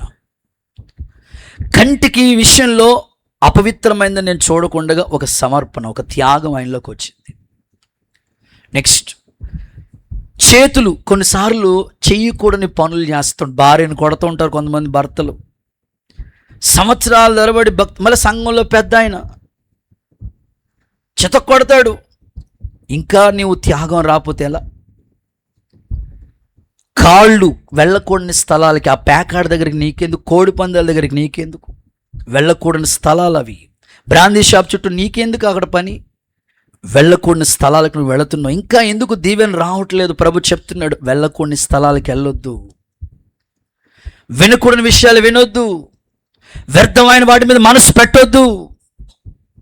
మీకు అర్థం అవడం కోసం చెప్తాను. సమర్పణ అనే దాని గురించి అవగాహన కోసం చెప్తున్నాను మీకు. ఆ మధ్యకాలంలో ఒక పాస్టర్ గారి దగ్గరికి ఒక ఆయన వచ్చి ఇలా అన్నారట, అయ్యగారు 13 సంవత్సరాలు అవుతుంది నేను దేవుణ్ణి నమ్ముకుని. ఎన్నేళ్ళు? మీలో చాలామంది ఉంటారు 20 ఏళ్ళ నుంచి భక్తి చేస్తున్న వాళ్ళు, 10 ఏళ్ళ నుంచి భక్తి 15 ఏళ్ళ నుంచి, అసలు నేను పుట్టక ముందు నుంచే దేవుణ్ణి నమ్ముకున్న వాళ్ళు ఇక్కడ చాలామంది ఉన్నారు. 13 సంవత్సరాల నుంచి భక్తి చేస్తున్నానయ్యా, దేవుడు ఏ అద్భుతము ఏ మేలు నా జీవితంలో చేయలేదు. వినాలి, మీరు బాగా వినాలి. మీలో చాలామంది ఇలా అడుగుతారు, ప్రశ్నిస్తారు, సేవకులను కూడా అడుగుతారు. ఆ సేవకుల్ని ఆ యొక్క సహోదరుడు అడిగాడట, 13 సంవత్సరాల నుంచి నేను భక్తి చేస్తున్నాను, ఏ అద్భుతం ఒక్కటి కూడా నేను దేవుని దగ్గర నుంచి ఒక్క మేలు కూడా నా జీవితంలో జరగలేదు, ఒక్కటి కూడా దేవుని దగ్గర నుంచి ఏ ఆశీర్వాదం నేను చూడలేదయ్యా. 13 సంవత్సరాల నుంచి కంటిన్యూగా దేవుని మందిరానికి వస్తున్నాను, వెళుతున్నాను, దేవుని మందిరంలో ఉంటున్నాను, కానీ ఒక్క మేలు కూడా నాకు జరగలేదయ్యా అని అడిగి నా భక్తిలో లోపమా లేకపోతే దేవుని శక్తిలో లోపమా అని అడిగాడంట. స్తోత్రం చెప్పండి ఒకసారి. మీలో కూడా ప్రశ్నించే వాళ్ళు ఉంటారు, సేవకులుగా మమ్మల్ని కూడా, అయ్యా ఇన్ని సంవత్సరాల నుంచి భక్తి చేస్తున్నాం, ఏం చేయట్లేదేంటి ప్రభు, అసలు మీ ప్రార్థన పవర్ఫుల్లా ఏంటి, ఇట్లా అడుగుతూ ఉంటారు. వెంటనే దైవ సేవకులు ఇంకా ఆన్సర్ చెప్పే అవకాశం లేదు. మౌనం అయిపో, కొన్నిసార్లు మేము కూడా మౌనం, మీరు అడిగే ప్రశ్నలు కొన్నిసార్లు మౌనం అయిపోవాల్సిన పరిస్థితులు. దేవునికి ఆయన గురించి పర్సనల్గా ప్రేయర్ చేస్తూ వచ్చారంట. ప్రభా 13 సంవత్సరాలు అవుతుంది ఆ పిల్లోడు దేవుడిని నమ్ముకొని, ఒక్క అద్భుతం కూడా జరగలేదని నన్ను ప్రశ్నించాడు. ఈ ప్రశ్నకి నేను ఆన్సర్ చెప్పలేని పరిస్థితిలో ఉన్నానయ్యా, నువ్వే బయలుపరిచయ్యా అని ప్రార్థన చేశారట సేవకులు. నాలో లోపమా దేవుని శక్తిలో లోపమా అని అడిగారట. ప్రశ్నకి సమాధానం లేదు ప్రభా, నువ్వే చెయ్యి. వెంటనే దైవజనుడు ప్రార్థన చేయగా కొద్ది రోజులు గడుస్తూ ఉంది. ఒక రోజు సడన్గా, కొన్నిసార్లు విజిటింగ్ ఎలా చేయాలంటే సిఐడిలా చేయాలి. మేము చెప్పొస్తున్నాం, ఇంట్లో ఉన్నారా పనికి వెళ్ళిపోయారని చెప్పొస్తున్నాం. ఈసారి నుంచి అంతా ఏసు రక్తమే జయం. ఇంకా సిఐడిలా చేయాలన్నమాట. సడన్గా ఆయన విజిటింగ్కి వెళ్దామని, ఆ రోజుల్లో సైకిల్ మీద సేవ చేసే రోజుల్లో సడన్గా విజిటింగ్ వెళ్దామని కరెక్ట్గా అక్కడ సైకిల్ బెల్ల కొట్టి అక్కడ కరెక్ట్గా స్టాండ్ వేశారంట. వాళ్ళ ఇంట్లోంచి సినిమా సౌండ్ శబ్దాలు వినపడుతున్నాయన్నమాట. సినిమా డైలాగులు వినబడుతున్నాయి వాళ్ళ ఇంట్లోంచి. వినబడతా ఉంటుంటే వెంటనే ఆ కిటికీలోంచి వాళ్ళ పిల్లోడు చూశాడు. ఎప్పుడు చూశాడు. కిటికీలోంచి వాళ్ళ పిల్లోడు చూసిన వెంటనే, అమ్మా ఇంకేముందమ్మా, అయిపోయిందమ్మా అన్నారట. అంటే పాస్టర్ గారు ఇంటికి వస్తే అంత, కొంతమందికి ఎంత భయం. ఏదో ఇంటికి ఆ అప్పులోడు సీటు కట్టించుకోవడానికి వస్తారు చూసారు. అయ్యో ఏమీ లేవు పాస్టర్ గారు, మేము మీరు ఇచ్చే కాను కోసం కాదయ్యా మీ దగ్గరికి వచ్చేది. ఆదివారం హడావుడిగా ఉంటాం, మాట్లాడటానికి సమస్యలు ఏమన్నా చెప్పుకోవడానికి మీకు టైం ఉండదు, మాకు సమయం ఉండదు. కనుక గృహదర్శనలు ఎందుకంటే మీ కష్టం ఏంటో, మీ ఇంట్లో సమస్య ఏంటో దేవుని పాదాలు పట్టుకోవడానికి, అడగడానికి ఈ సమస్య. వెంటనే అయ్యగారికి అర్థమైపోయింది సిచ్యువేషన్ అంతా. అప్పుడు అడిగారు కదా, వెంటనే ఆ పిల్లోడు చెప్పేశాడు వాళ్ళ అమ్మకి, ఇంకేముందో అంతా అయిపోయింది, పాస్టర్ గారు చూసేసాడు వచ్చేసాడు అని. పాపం ఆవిడ ఎప్పుడు ప్రార్థనకు రమ్మన్నా మోకాళ్ళ నొప్పులు, నడుము నొప్పి, మోకాళ్ళ నొప్పి, నడుము నొప్పి అని ఆమె జింక పిల్లలాగా ఎగురొచ్చి ఎప్పుడు కట్టేసిందో స్విచ్ కట్టేసింది, స్విచ్ ఆఫ్. వాళ్ళ నాన్న ఎంత తండ్రులు ఎంత గొప్పవాళ్ళు. అమ్మ మన ఫాదర్స్ డేలో చెప్పాను, అయ్యో తండ్రులు అది వందనాలు. అప్పుడే ప్రార్థనలోంచి వచ్చి కళ్ళు తీసుకున్నట్లుగా బేసు వాయిస్తావు, bass better, praise Lord pastor గారు, ఏదో ప్రసంగం చేసి అలసిపోయినట్లు అనుకున్నాడంట. ఆ తండ్రి నిజంగా ప్రార్థన పరుడి మనిషి అస్సలు అనుకున్నాడంట. ఇక అర్థమైపోయింది, అయ్యా నువ్వు నన్ను ప్రశ్న అడిగావు కదా. మీలో చాలామంది అడుగుతూ ఉంటారు ప్రశ్నలు, దేవుడు నా జీవితంలో ఏ కార్యం చేయకపోవడానికి కారణం నాలో కారణమా, నాలో లోపమా, దేవుని శక్తిలో లోపమా అని అడిగారు కదా. ఇప్పుడు చెప్తానయ్యా, దేవునిలో ఏమీ లోపం లేదు, నీ భక్తిలోని లోపమయ్యా. దేవుని పిల్లలకి ఇవి తగినా? దేవుని పిల్లలకి ఇవి తగునా? దేవుణ్ణి నమ్ముకుని సినిమాలు, ఈ షికార్లు, ఈ లోక సంబంధమైన వాటిని చూడటం ఏంటి? నువ్వు ఎప్పుడు మార్చుకుంటావు నువ్వు అని కూర్చోబెట్టి 4 మాటలు చెప్పి, త్యాగం రావాలయ్యా నీకు. నువ్వు త్యాగం చేసుకోకపోతే దేవుని ఆ సమయం ఏదో దేవుని పాదాల దగ్గర కూర్చుంటే ఎంత బాగుంటుంది. వ్యర్థంగా ఒకప్పుడు దేవుడు నమ్ముకోలేనప్పుడు టైం అలా వేస్ట్ చేసుకుని అంత వ్యర్థమైపోయింది. ఇప్పుడు దేవుళ్ళలోకి వచ్చి కూడా నువ్వు ఇంకా ఇంత వ్యర్థంగా బ్రతుకుతే ఎట్లా? 7 అయినప్పటికీ సాయంకాలం కుటుంబ ఆరాధన జరగాలి. ప్రతి కుటుంబంలో ఉదయకాలం అరుణోదయ ప్రార్థన జరగాలి. ఒక తండ్రిగా నీకే బాధ్యత లేకపోతే, ఒక తల్లిగా నీకే బాధ్యత లేకపోతే ఎప్పుడు చేస్తాడు దేవుడు కార్యాలు అని పిల్లల్ని కూర్చోబెట్టి, భర్తను కూర్చోబెట్టి, భార్యని కూర్చోబెట్టి, కుటుంబాన్ని గురించి కొన్ని మాటలు దైవ సేవకులు చెప్పి ప్రార్థన చేసి వచ్చారట. సరిగ్గా 3 నెలలు తిరగకుండా దేవుడు ఒక అద్భుతం వాళ్ళ ఇంట్లో ప్రారంభించాడు. మందిరానికి రావటమే ఇంత స్వీట్ బాక్సులు, ఎంత ఎత్తు స్వీట్ బాక్సులు అన్ని ప్యాకెట్లు తీసుకుని వచ్చాడంట మందిరానికి. 2 కొడుకులు వాళ్ళకి, ఆ తండ్రికి. అయ్యా దేవుడు అద్భుతం చేశారు, మీరు అడుగు పెట్టడం వల్ల నా 2 కొడుకులకి జాబులు వచ్చినాయి అయ్యా. వీడికి ఒక 40,000, వీడికి ఒక 30,000. చక్కగా మంచి ఉద్యోగాలు వచ్చినాయి అని అంటే అయ్యగారు చెప్పారట, నేను అడుగు పెట్టడం వల్ల కాదయ్యా, మీరు బ్రతుకు మార్చుకోవటం వల్ల దేవుడు కార్యాలు చేశాడు. చెప్పకూడదు ఒకసారి ఏసైకి మహిమ చెల్లిద్దామా? త్యాగం అంటే, దేవునిలో నీకు రావాల్సిన త్యాగం ఏంటంటే శరీర సమర్పణ, చూడకూడని వ్యర్థమైన వాటి వైపుకి కొంతమంది నోరు మున్సిపాలిటీ కంపెనీ ఎప్పుడు డబ్బాల రాళ్ళు వాగుతూ ఉంటారు. అపవిత్రమైన పెదవులతో చేసిన ప్రార్థన దేవుని సంధికి వెళ్ళదు. మార్చుకోండి. ఒక సమర్పణ, ఓ త్యాగం నీకు రావాలి. నీవు దేవుని ఎదుట చేసుకునే ఆ త్యాగాన్ని బట్టి దేవుడు నీకు సమాధానం ఇస్తాడు. సమయము, చెప్పండి, సమయాన్ని కూడా నువ్వు ఇప్పుడు దేవుని మందిరానికి రావటానికి సమయం, దేవుని దగ్గర గడపటానికి, దేవుని పాదాల దగ్గర గడపటానికి నువ్వు సమయాన్ని కేటాయించకపోతే దేవుడు ఎలా కార్యాలు చేస్తాడు? ఇప్పుడు చాలామంది దేవుని మందిరంలో పిల్లలు లేక ఉన్నవాళ్ళు చెప్పాం వాళ్ళకి, వారంలో ఒక రోజు వచ్చి ప్రార్థన చేసుకోండి అంటే చేసుకున్నారు. అలాగా దేవుడు వాళ్ళని జ్ఞాపకం చేసుకున్నాడు. సమస్యలతో ఉన్నవాళ్ళు, వివాహాలు జరగలేని వాళ్ళు ప్రార్థన చేసుకోండి చేశాడు దేవుడు. మరి ఈ సమస్యలన్నిటికీ జయమిచ్చిన దేవుడు, నువ్వు సమయాన్ని దేవుడితో గడిపితే కదా, ఆ విషయంలో నీకు త్యాగం వస్తే కదా దేవుడు చేసేది. దేవునితో గడపకుండా ఏ ప్రత్యేకమైన కూటాలకని రావు, ఏ కూటమన్నా కనబడవు. మరి దేవుడు చేయలేదని ప్రశ్నిస్తే ఎలా? దేవుని పాదాల దగ్గర గడిపితే కదా. కానుక సమర్పించుకోవాలి. దేవుడికి నీ సంపాదనలో కూడా ఒక త్యాగాన్ని ప్రభువు చూస్తాడు. నిన్నటి రోజు నేను సాయంకాలం శనివారం ఉపవాస ప్రార్థనకి సమయం అవుతుందని నేను సిద్ధమవుతున్నాను. ఈ లోపల బ్రదర్ అన్నాడు, అన్న ఎవరో వచ్చారన్న. సరే అని చూస్తే తెలిసిన బిడ్డలే, సంఘ బిడ్డలే, భార్య భర్తలు ఇద్దరు వచ్చారు. అన్నయ్య, దేవుడి దయ వల్ల చెరువుల కోసం మేము జీవనాధారం కోసం వెళ్ళాం, కష్టపడుతున్నాం. దేవుడు చెరువుల్లో ఒక పంట మా కళ్ళతో చూసేటట్లుగా అలాగ మేలు చేశాడు. అలాగని లాసు రాలేదు.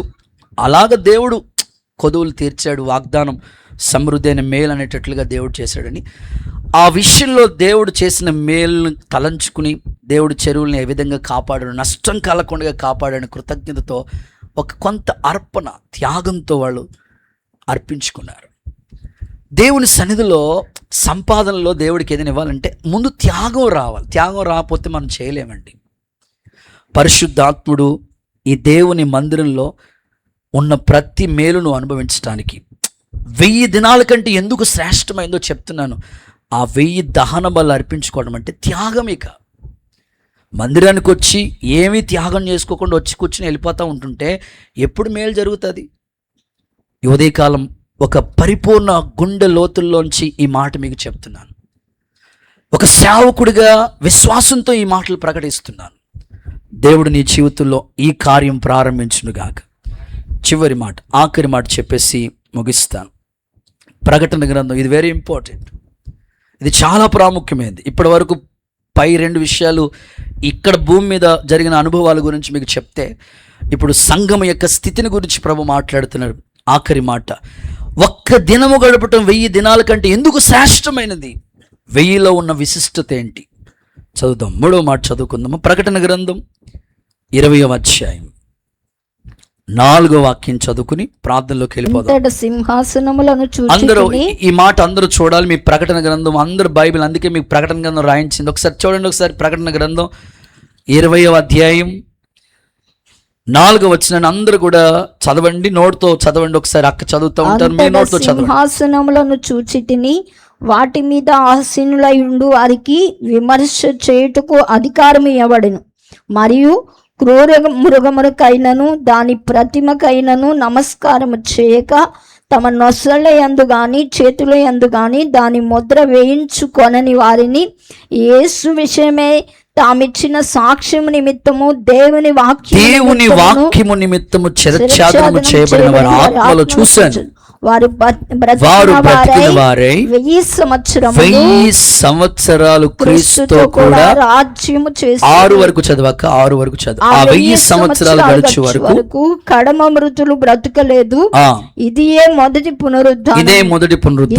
పునరుద్ధానములో పాలు గలవారు ధన్యులు పరిశుద్ధులనై ఉందురు. ఇట్టి వారి మీద రెండవ మరణమునకు అధికారము లేదు. అధికారం లేదు. మీరు దేవునికి క్రీస్తుకును యాజకులై క్రీస్తుతో కూడా 1000 సంవత్సరాలు రాజ్యము చేయదు. రాజ్యం చేస్తారు. అందరూ సరే ఆమేన్ చెప్పండి, ఒకసారి గట్టిగా హల్లెలూయా చెప్పండి. సో మూడవది 1000 ఏండ్ల పరిపాలన. చెప్పండి, నాతో కలిసి చెప్పండి ఈ మాట, నోట్ చేయండి. 1000 ఏండ్ల పరిపాలన. ఒక సేవకుడిగా నేను కోరుకున్నాను, ఒక్క దినము గడిపితే 1000 దినాల కంటే శ్రేష్టమని ఎందుకు మాట్లాడాడు ప్రభు అంటే, ఆ 1000లో ఉన్న విశిష్టత ఏంటంటే 1000 ఏండ్ల పరిపాలన. ఇది ఇంకా జరగలేదు, ఖచ్చితంగా జరుగుతుంది. కొంతమందికి దీని మీద రకరకాల అభిప్రాయాలు ఉన్నాయి. కొంతమంది బోధలు, ఇప్పుడు అన్నీ నేను చెప్తాను కదా, రకరకాల ఏ బోధ అంటే ఆ బోధ వినొద్దు. రకరకాల బోధలు చేస్తున్నాయి. వాక్యం బెరయా స్త్రీల వలె వాక్యం చదవండి, గ్రహించితే దేవుడు మీకు అర్థమయ్యేటట్లుగా చెప్తాడు. కొందరు అభిప్రాయం, కొంతమంది ఇలా అంటారు, ఇప్పుడు జరుగుతుంది ఆల్రెడీ 1000 ఏండ్ల పరిపాలన. కాదు, 1000 ఏండ్ల పరిపాలన కొంతమంది అయిపోయింది ఆల్రెడీ అంటారు కొంతమంది. కానే కాదు. 1000 ఏండ్ల పాలన ఈ భూమి మీద సంఘం ఎత్తబడిన తరువాత బైబిల్లో చెప్పిన మాటలు, ఆర్భాటంతో, దేవుని దూత శబ్దంతో, ప్రధానదూత శబ్దంతో, దేవుని బూరతో ప్రభు రాబోతున్నాడు. మధ్యాకాశానికి ప్రభు వచ్చినప్పుడు సంఘం ఎత్తబడుతుంది. 7 ఏండ్ల శ్రమ. ఆ శ్రమలో నిజంగానే నిలబడిన అనుభవాలు. ఆ తర్వాత ప్రభు అక్కడి నుంచి ఈ భూమి మీదకి వస్తారు. ఈ భూమి మీద 1000 ఏండ్ల పరిపాలన జరుగుతుంది. ఎక్కడ జరుగుతుంది చెప్పండి? 1000 ఏండ్ల పరిపాలన ఎక్కడ జరుగుతుంది? ఇదే భూమి మీద 1000 ఏండ్ల పరిపాలన జరుగుతుంది. 1000 ఏండ్ల పరిపాలన ఇంకా జరగలేదు. ఈ భూమి మీద 1000 సంవత్సరాలు ప్రభుతో కూడా మనం ఉంటాం. ఇది గొప్ప నిరీక్షణ. యేసయ్య 1000 ఏండ్ల పరిపాలనలో మనం కూడా పాలుపంపులు పొందటానికి ఆ ధన్యత భాగ్యం ప్రభు మనకి ఇచ్చునుగాక. నమ్మితే ఒకసారి అందరూ ఆమేన్ అంటారా? కొంచెం గట్టిగా హల్లెలూయా చెప్తారా? మీరు అడగొచ్చు, అన్నయ్య 1000 ఏండ్ల పరిపాలన జరగలేదని ఎలా చెప్పగలుగుతారు? ఇందులోనే ఈ 20 అధ్యాయంలోనే 3 మాటలు, ABC అని 3 మాటలు చెప్తారు. 1000 ఏండ్ల పరిపాలన ఇంకా ఎప్పుడు జరుగుతుందో ఆ 20 అధ్యాయం 1 నుంచి 6 వచనాలు మీరు చదివితే ఆ 6 వచనాల్లో సారాంశం ఇచ్చాడు దేవుడు. ఆ 6 వచనాల్లో ఉన్న సారాంశం ఏంటంటే, సాతాను బంధించబడుతుంది. సాతాను బంధించబడతాడు. ఆ 1000 ఏండ్ల పరిపాలనలో జరిగే కార్యాల గురించి మాట్లాడుతూ సాతాను బంధించబడుతుంది. దేవుడు సాతాన్ని బంధిస్తాడు, ఒక ముద్ర వేసి బంధిస్తాడు. ప్రస్తుతం ఇంకా సాతానుగాడు బంధించబడలేదు. ఈ భూమి మీద సాతానుగాడు విలయతాండం చేస్తూ ఉన్నాడు. ఇంకా 1000 ఏండ్ల పరిపాలన జరగలేదు. ఎప్పుడు జరుగుతుందో అనటానికి, ఇంకా జరగలేదు అనడానికి రుజువులు అక్కడ కనబడుతున్నాయి. సాతానుగాడు బంధించబడతాడు. పునరుద్ధానం జరుగుతుంది. ఇంకా పునరుద్ధానం జరగలేదు. ఆ మొదటి పునరుద్ధానం ఇంకా జరగలేదు. 1 నుంచి 6 వచనాల్లో ఉన్నాయి, మీరు ఇంటికెళ్తా చదువుకోండి. పునరుద్ధానం జరుగుతుంది, మొదటి పునరుద్ధానం జరుగుతుంది, అది ఇంకా జరగలేదు. రాజ్య పాలన జరుగుతుంది, అది ఇంకా జరగలేదు. కాబట్టి 1000 ఏండ్ల పాలన సంఘం ఎత్తబడిన తర్వాత 7 ఏండ్లు శ్రమలు. ఆ తర్వాత ప్రభు మనల్ని వెంట పెట్టుకుని ఈ భూమి మీదకి వస్తాడు. ఈ భూమి మీద దేవుడు సింహాసనశీనుడై 1000 ఏండ్లు పరిపాలన చేస్తాడు. సో యుగ యుగాలు ప్రభుతో ఉంటాం. ఎంత గొప్ప ధన్యత ప్రభు మనకు అనుగ్రహించునుగాక. ఆ 1000 ఏండ్ల పరిపాలన ఎలా ఉంటుందో ఎక్కువ సమాచారం చెప్పను, కానీ సమయం అయిపోయింది కాబట్టి 1-2 విషయాలు మీకు జస్ట్ టూకీగా ఆ 1000 ఏండ్ల పరిపాలన ఎలా ఉంటుందో ఒక అవగాహన కోసం మీకు చెప్తాను. చూడండి, యెషయా గ్రంథం 1000 ఏండ్ల పరిపాలన గురించి రాసిన కొన్ని మాటలు చదివిస్తే, యెషయా గ్రంథం 16వ అధ్యాయం ఒకసారి 5వ వాక్యాన్ని ఒకసారి చదువుతారు భక్తులు. యెషయా గ్రంథం 16వ అధ్యాయం. యెషయా గ్రంథం అందరూ ఒకసారి, సింహాసనం స్థాపింపబడు. యెషయా గ్రంథం 16వ అధ్యాయం 5వ వచనం. కృప వలన సింహాసనము స్థాపింపబడు. కృప వలన సింహాసనము స్థాపించబడుతుంది. సత్య సంపన్నుడై దాని మీద కూర్చుండి తీర్పు తీర్చు ఒకడు కలడు. తీర్పు తీర్చేవాడు ఒకడు కలడు. దావీదు గుడారంలో అతడు ఆసీనుడై, దావీదు గుడారములో దావీదు సింహాసనమందు అతడు ఆసీనుడై న్యాయము విచారించుచు న్యాయము జరిగించుటకై తీవరించును. చూడండి, సందర్భాలన్నింటినీ కూడా మనం చదువుతుంటే 16వ అధ్యాయం 5వ వచనం చదువుతాం చూడండి ఒకసారి.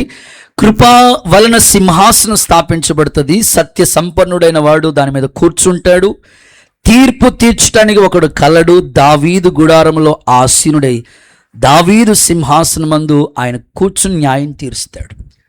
ప్రభు ఇంకా ఇప్పుడు తండ్రి సింహాసనమందు పరలోకంలో ఆయన కూర్చున్నాడు. ఇంకా దావీదు సింహాసనం మీద ఆయన కూర్చోలేదు. దావీదు సింహాసనం మీద ఆయన కూర్చుంటాడు. అదే 1000 ఏండ్ల పరిపాలన.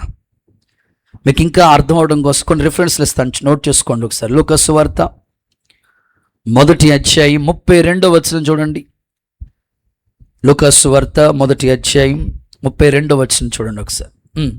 త్వరగా చూడండి. 1000 ఏండ్ల పరిపాలన గురించి ప్రభు చెప్తూ మాట్లాడుతూ, గొప్పవాడై సర్వోన్నతుని కుమారుడు అనబడును. ప్రభువైన దేవుడు ఆయన తండ్రి అయిన దావీదు సింహాసనం ఎవరికి ఇస్తారు? ఆయనకంటే ఎవరికి? ప్రభువుకి. దావీదు సింహాసనం మీద కూర్చుంటారు ప్రభు. ఇప్పుడు తండ్రి సింహాసనం మందు కూర్చున్నారు. ఈ భూమి మీద మరలా పరిపాలన జరుగుతుంది. అప్పుడు దావీదు సింహాసనం మీద ప్రభు కూర్చుంటాడు. అందుకే మీరు ఇంటికి వెళ్ళిన తర్వాత మత్తయి సువార్త 25వ అధ్యాయం చదివితే అక్కడ గొర్రెలు మేకలు విభజించటం, దేవుడు ధవల సింహాసనం మీద కూర్చుంటాడు, గొర్రెలన్నింటినీ వేరు చేస్తాడు, మేకలన్నింటినీ వేరు చేస్తాడు అనే అనుభవాన్ని చెప్తారు. అది 1000 ఏండ్ల పరిపాలనలో జరిగే సంభవాలు. 1000 ఏండ్ల పరిపాలన ఎలా ఉంటుంది పాస్టర్ గారు అని అంటే సింపుల్గా చెప్తాను. సింపుల్గా మీకు వాక్యంలోంచి చెప్పాల్సిన ఆ మాటలు ఏంటంటే, యెషయా గ్రంథంలోనే ప్రభు చెప్తాడనమాట, గొర్రె తోడేళ్ళు ఒకే చోట ఉంటాయంట. వాస్తవంగా గొర్రె తోడేలు ఒక చోట ఉంటుందా? కానీ భూమి మీద జరిగే ఆ 1000 ఏండ్ల పాలనలో గొర్రె తోడేళ్ళు ఒకే చోట ఉంటాయి. ఆ తర్వాత మనం వాక్యంలో చదివితే ఒకసారి చూద్దాం, ఒకసారి యెషయా గ్రంథంలో చూద్దాం. 11వ అధ్యాయం 6 నుండి 10 వచనాలు నోట్ చేసుకోండి. యెషయా గ్రంథం 11వ అధ్యాయం 6 నుంచి 10 వచనాలు నోట్ చేసుకోండి. 1000 ఏండ్ల పాలన గురించి ఎంత చక్కగా ప్రభు మాట్లాడుతున్నాడు. యెషయా గ్రంథం 11వ అధ్యాయం 6 నుంచి 10 వచనాలు. తోడేళ్ళు గొర్రెపిల్ల యొద్ద వాసము చేయును. తోడేళ్ళు గొర్రె పిల్లలు ఇద్దరు ఒక చోట నివాసం చేస్తాయి. చెరతుపులి మేకపిల్ల యొద్ద పండుకొనును. చెరతుపులు ఎక్కడ ఉంటదట? మేకపిల్ల దగ్గర పడుకుంటదట. తోడయు కొదమ సింహము పెంచబడిన కోడియు కూడుకొనగా బాలుడు వాటిని తోలును. బాలురు వాటిని తోలుతారట. ఆవులు ఎలుగులు కూడి మేయును. ఓకే, వాటి పిల్లలు ఒక్క చోటే పడుకుంటాయి. ఎద్దు మేయినట్లు సింహం గడ్డి మేయును. ఓకే, పాలు కొడుచు పిల్ల నాగుపాము పాలు విడిచి ఆ పిల్లలు నాగుపాముతో ఆటలాడుకుంటారట. ఇప్పుడు పాము కనబడితేనే పరిగెట్టేస్తున్నాం. 1000 ఏండ్ల పాలన ఎట్లా ఉంటుంది చూడండి. చదవండి. నాకు పుట్ట మీద పాలు విడిచిన పిల్ల తన చెయ్యి చాచును. నా పరిశుద్ధ పర్వతం అంతటను ఏ మృగమును హాని చేయదు. దేవుడికి స్తోత్రం కలుగును గాక. ఇక చివరి రిఫరెన్స్ కోడ్ ఒకటి ఇచ్చి చెప్పి ముగిస్తాను. అదే యెషయా గ్రంథం 65వ అధ్యాయం 1000 ఏండ్ల పాలన గురించి ప్రభు చెప్పిన కొన్ని మాటలు మీకు చెప్తాను. యెషయా గ్రంథం 65వ అధ్యాయం 20 నుంచి 22 వచనాలు చదువుతారు, విందాం. అక్కడ ఇకను కొద్ది దినములే బ్రతుకు శిశువులు ఉండరు. కాలము నిండని బ్రతికే పిల్లలు ఉండరట. కాలము నిండని ముసలివారు ఉండరు. బాలురు 100 సంవత్సరముల వయసు గలవారై చనిపోదురు. పాపాత్ముడై శాపగ్రస్తుడగు వాడు సహితము 100 సంవత్సరములు బ్రతుకును. ఎన్నేళ్ళు బతుకుతారట? చదవండి. జనులు ఇండ్లు కట్టుకుని వాటిలో కాపురం ఉందురు. ద్రాక్ష తోటలు నాటించుకొని వాటి ఫలమును అనుభవింతురు. వారు కట్టుకున్న ఇండ్లలో వేరొకరు కాపురం ఉండరు. ఆ మాట చూడండి, ఆ మాట టిక్ చేసుకోండి. నా జనులు ఆయుష్ వృక్షాయుష్, ఒక చెట్టుకి ఎంత ఆయుష్ ఉంటుందో అంత ఆయుష్ కాలం దేవుడు ఏర్పాటు చేస్తారట. నేను ఏర్పరచుకున్న వారు తాము చేసుకున్న దాని ఫలమును పూర్తిగా చూడండి, సందర్భాన్ని ఇవన్నీ కూడా 1000 ఏండ్ల పరిపాలనలో జరిగే సంభవాలు కనుక ఆ 1000 ఏండ్ల పాలనలో నీవు కూడా ఉండాలంటే, ప్రభుతో పాటు నీ భర్త కూడా ఉండాలంటే, నీ పిల్లలు కూడా ఉండాలంటే ఇక ఆలస్యం చేయకుండా ప్రభువుని అంగీకరించాలి నువ్వు. దేవుడికి స్తోత్రం చెప్పండి ఒకసారి. రాజ్యాలు, ప్రపంచ రాజ్యాలు అన్నీ కూడా ఒకటే, అన్నీ కూడా ఒకటైపోతాయి. యెరూషలేమే ప్రధాన కేంద్రమై ప్రభు పరిపాలన చేస్తాడు. అలా యుగయుగాలు ప్రభుతో ఉండటానికి ఆ ధన్యత దేవుడు మీలో ఒక్కొక్కరికి అనుగ్రహించునుగాక. అలా ఉండాలంటే ఈ భూమి మీద ఉండగా నేను ఇది పరలోకపు గవిని అన్నాడు కదా ప్రభు. ఈ పరలోకపు గవిని అని చెప్పిన ఈ సన్నిధిలో నువ్వు ఉండకపోతే ఎలా? అందుకే యాకోబుకి ఆ దర్శనం అంతా చెప్పాడు. నిచ్చెన మీద దేవదూతలు ఎక్కుతున్నాయి, దిగుతున్నాయి. ఏంటిది? ఒక రాయి నిలబెట్టి మందిరాన్ని కట్టాడు. చెప్తాడు, మీ దేవుని మందిరం తప్ప వేరొకటి కాదు. అసలు నువ్వు ఈ భూమి మీద దేవుని మందిరంలోనే కనబడకపోతే అక్కడ ఎలా కనబడతావు? ఆలోచించండి. అందుకని యుగయుగాలు ప్రభుతో ఉండటానికి ఆ ధన్యత సంపాదించుకుందాం. అప్పుడే ప్రభు దగ్గరికి వెళ్ళిపోమంటారా ప్రభువా అన్నట్టుగా చూస్తున్నారు మీరు. యుగయుగాలు ఏమో తెలియదు, మరణము ఎప్పుడు ఎవరికి ఎలా వస్తుందో తెలియదు. దేవుని సందులో ఇక్కడ ఉంటే కదా మరి ప్రభుత్వ గడిపితే ఆయనతో పాటు గడిపడానికి అవకాశం ఉంటుంది. కాబట్టి ఎంత చక్కని మాట. నేను కీర్తన గ్రంథం బైబిల్ క్విజ్ కోసం మరలా చదువుతూ ఉంటుంటే ఒక్క దినము గడపటం 1000 దినాల కంటే ఎందుకు శ్రేష్టమని ప్రభు చెప్పాడు. ఆలోచించి ఈ మాటలు మీ ధ్యానించి మీకు బోధిస్తూ ఉన్నాను, ముగిస్తున్నాను. ఒక్క దినము గడపటం చెప్పండి 1000 దినాల కంటే ఎందుకు శ్రేష్టమైంది? 1000లో ఉన్న విశిష్టత ఏంటో మూడే మాటలు, ఎక్కువ కాదు. ఒకటి మర్చిపోయారు అప్పుడే. ఒకటి, గొప్ప విజయం, ఒక్కడు 1000 మందిని తరుముతాడు. నెంబర్ 2, సమర్పణ, నీలో ఇంకా త్యాగం రావాలి.